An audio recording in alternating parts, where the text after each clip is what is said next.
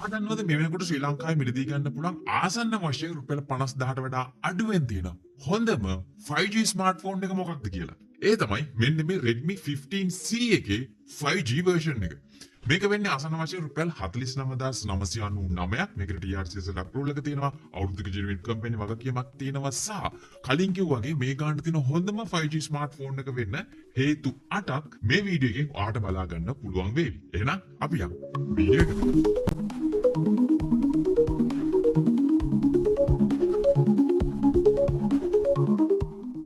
මෙන්න මේ ඩිවයිස් එක අන්බොක්ස් කරලා බලමු. ඇත්තටම මේක මිලදී ගන්නකොට ඔයාලට බොක්ස් එක ඇතුලේ තියෙන්නේ මොනවද කියලා බලන්න. ඉතින් සුපුරුදු Redmi මෙන්න මේ වගේ රතු පාට බොක්ස් එකකින් තමයි එන්නේ. විශේෂයෙන්ම මේකේ සඳහන් කරලා තියෙනවා 5G enable කියලා.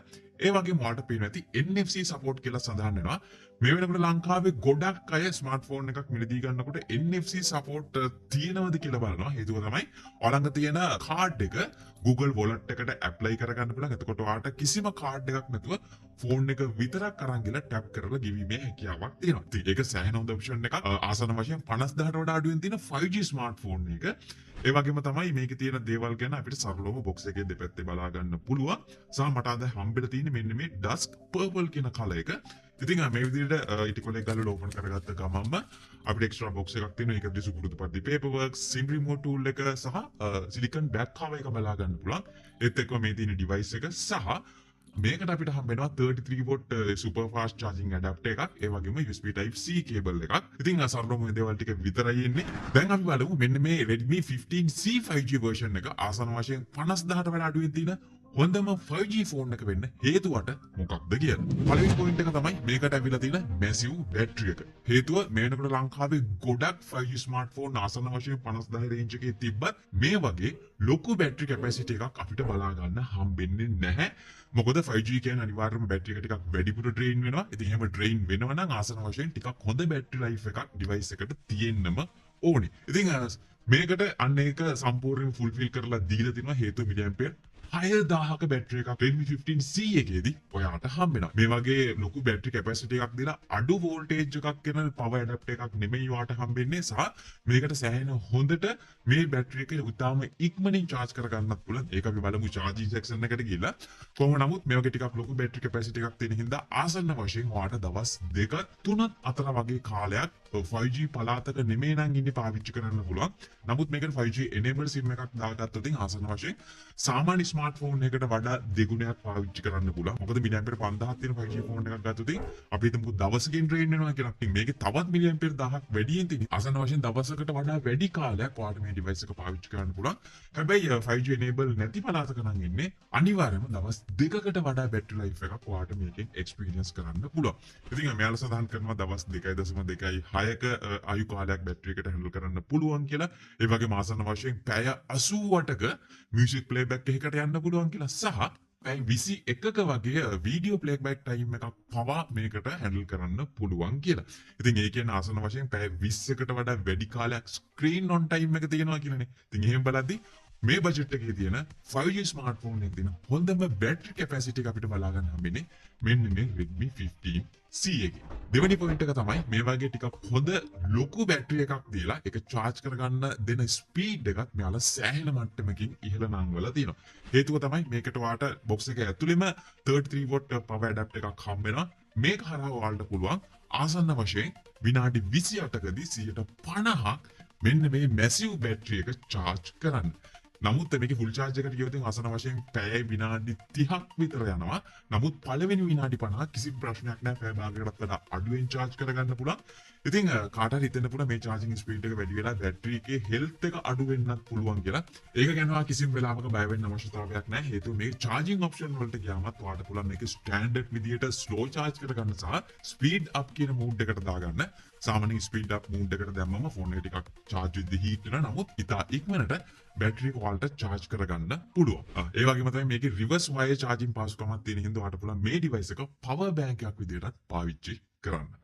තුන්වෙනි පොයින්ට් එක තමයි මෙන්න මේ Redmi 15C 5G එකේ තියෙන ලස්සන design එක. ඔයාලට පේනවා ඇති සාමාන්‍යයෙන් ලංකාවේ මේ වෙනකොට 5G ස්මාර්ට්ෆෝන් එකක තියෙන ඩිසයින් එකකින් ටිකක් වෙනස් වෙච්ච පැටර්න් එකක් තමයි මෙන්න මේ Redmi 15C 5G එකේ තියෙන්නේ කියලා.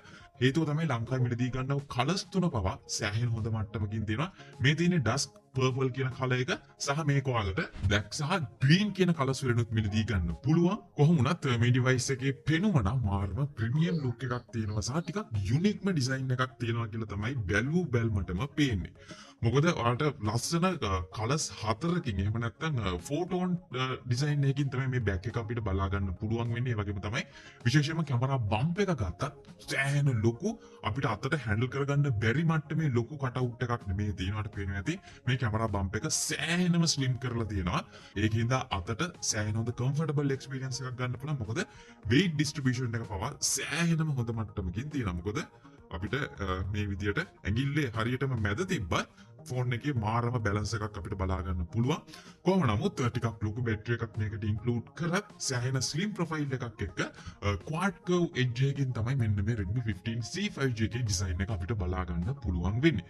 ඒ විතරක් නෙමෙයි මේකට IP64 කියන water and dust resistant පාසුකමක් තියෙනවා. ඒ වගේම මේ ස්ක්‍රීන් එකේ වතුර තිබ්බත් ඩිස්ප්ලේ එක ඇක්සස් කරන්න පුළුවන් wedge touch 2.0 පහසුකමක් තියෙනවා. ඒකේ හින්දා සාමාන්‍යයෙන් 5G ස්මාර්ට්ෆෝන් එකේ හොඳ බිල්ඩ් එකක් සහ ඩියුරබිලිටි එකක් මෙන්න මේ Redmi 15C 5G එකේ අපිට බලා ගන්න පුළුවන්.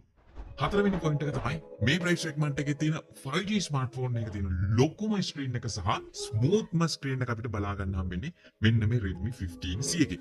ඒකට හේතුව තමයි මේක අපිට බලා ගන්න හම්බෙනවා almost අඟල් 7ක ස්ක්‍රීන් එකක්. හරියටම කිව්වොත් අඟල් 6.9ක් සහ මේක HD+ resolution එකකින් එන්නේ. ඒ වගේම මේකට IPS panel එකක් තමයි include කරලා ලෙවලා තියෙන්නේ. වගේම මේක අපිට බලා ගන්න හම්බෙනවා 120 Hz වගේ higher refresh rate එකක්. ඒකින්ද මේක පාවිච්චි කරනකොට සෑහෙන හොඳ ස්මූත්නස් එකක් බලා ගන්න පුළුවන්. විශේෂයෙන්ම මේක UI එකේ එහා මෙහා යනකොට මේ 120 Hz refresh rate එක වට සෑහෙන හොඳ මට්ටමකින් experience කරන්න පුළුවන්.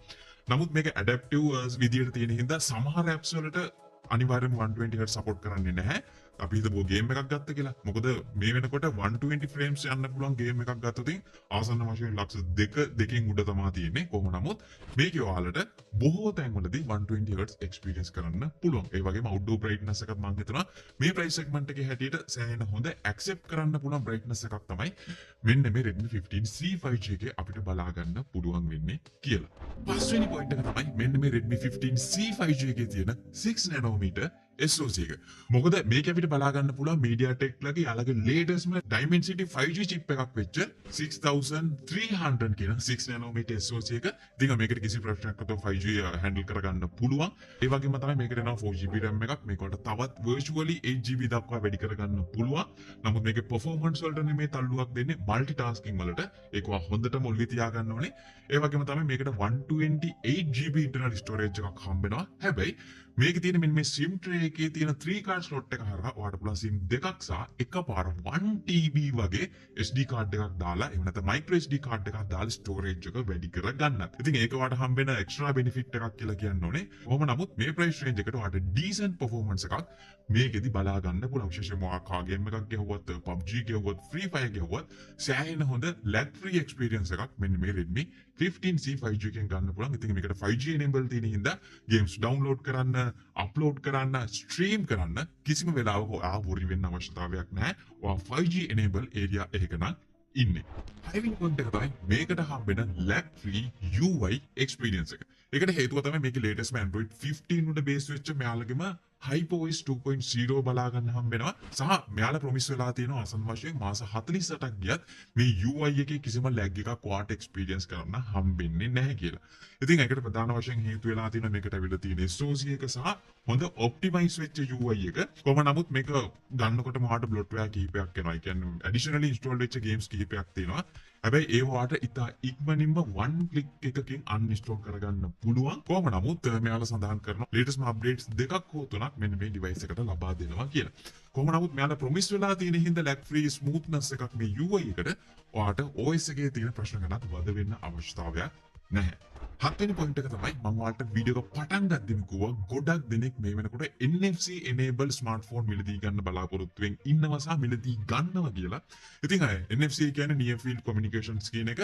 ඉතින් මේකෙදි සරලවම සිද්ධ වෙන්නේ ලෝකේ තියෙන ඕනම Google Pay support කරන debit හෝ credit card එකක් phone එකට link කරගෙන කිසිම card එකක් අතේ නැතුව ඔයා ගන්න ඕනම brand එකට මෙන්න මේ smartphone එක tap කරලා ගෙවීම් කරගන්න මේ වෙනකන් ලංකාවේ ඒ වගේ ඔප්ෂන් එකක් තිබුණේ නැහැ. හැබැයි මේ වෙනකොට ඒ කියන්නේ අද දවසේ වෙනකොට කමර්ෂල් බැංක් එක හරහා Google Pay ඔප්ෂන් එක ලංකාවට ලබා දීලා තියෙනවා. මේක හරහා පුළුවන් ඔයාලට කිසිම ප්‍රශ්නයක් නැතුව Google Wallet එකට ගිහිල්ලා ඔයාලඟ තියෙන කමර්ෂල් බැංක් කාඩ් එක ඇප්ලයි කරගන්න මේකට.